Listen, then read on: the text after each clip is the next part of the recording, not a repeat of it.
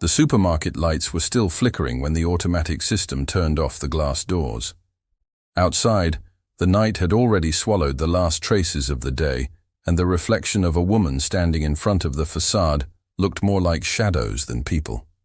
She had been there for almost 10 minutes, without moving, as if waiting for someone to recognize her, or avoid her.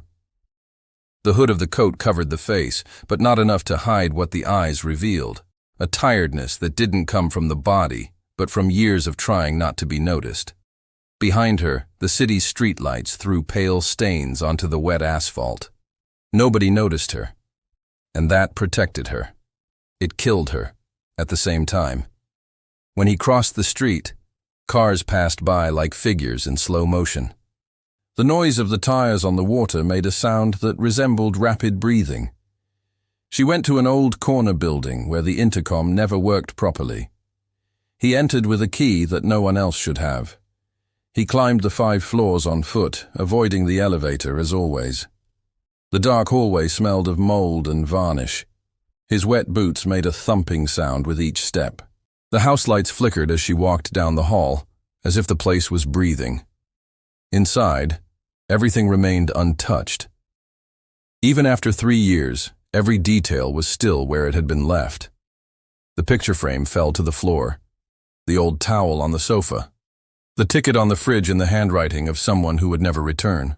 And at that moment, time wasn't linear. It was a spiral where everything coexisted. The morning she ran away, the night she tried to come back, and the now when everything weighed on her shoulders like concrete. Her name was Evelyn, but no one had called her that in a while. In city records, Evelyn had fallen off the map after the fire at the factory where she worked. Officially, missing. In reality, hidden. Because sometimes being forgotten is safer than being remembered. She was not directly to blame, but the tragedy stuck to her like soot. The smoke from the past still clung to his clothes. That night, the reason for returning was not clear even to her. All she knew was that something was pulling her back to the source of the silence. And there was that envelope, the one he had found in the mailbox of an abandoned building where he was hiding. No sender, no date. Just your name written in familiar handwriting.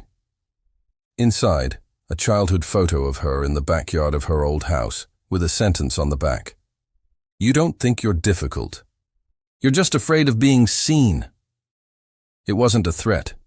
It was worse. It was true. As he observed the room like someone visiting a tomb, he remembered the first time he tried to erase himself. She was a teenager, and every look cast blades on her. I didn't know how to receive affection. He responded with distance. She said she preferred to be alone. But deep down, he just wanted someone to see that his loneliness was defense, not contempt. She grew up hearing that she was complicated, intense, difficult to deal with.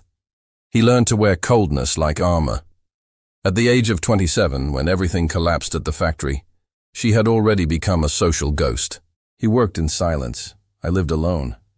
I didn't care about commemorative dates, and even so, I missed something I couldn't name. Maybe a hug that didn't ask for an explanation. Maybe a look that said, I see you, without judgment.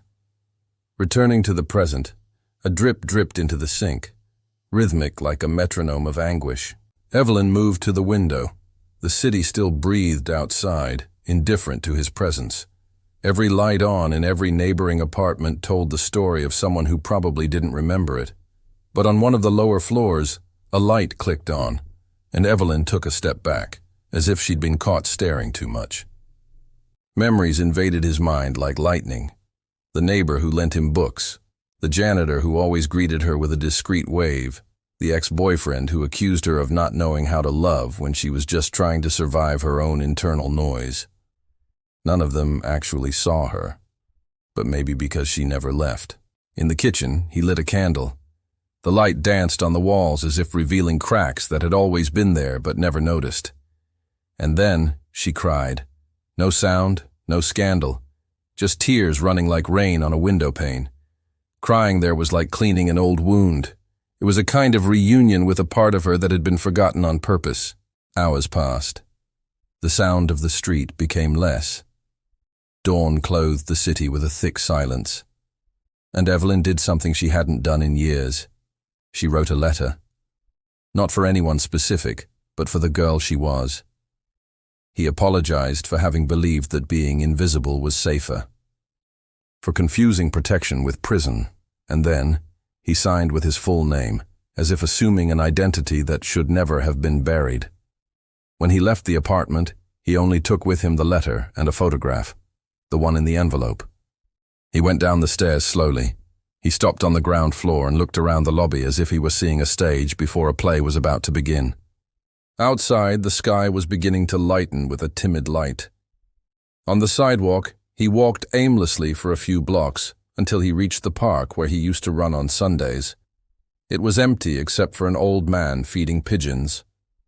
Evelyn sat on a bench, feeling the cold penetrate the fabric of her coat. And then he took a deep breath. For the first time, without fear of being noticed. The world didn't recognize her, but she was beginning to recognize herself. The imaginary camera would move away slowly, like in a film that doesn't need a soundtrack to say what's important. Just the wind in the trees, the sound of your own heart beating again at a fuller rhythm, and one last sentence echoing in the minds of those watching. Sometimes being difficult is just the language of someone who hasn't to learn to be looked at without pain. Is this story yours too? So like, share, and write in the comments. Have you ever been afraid of being seen?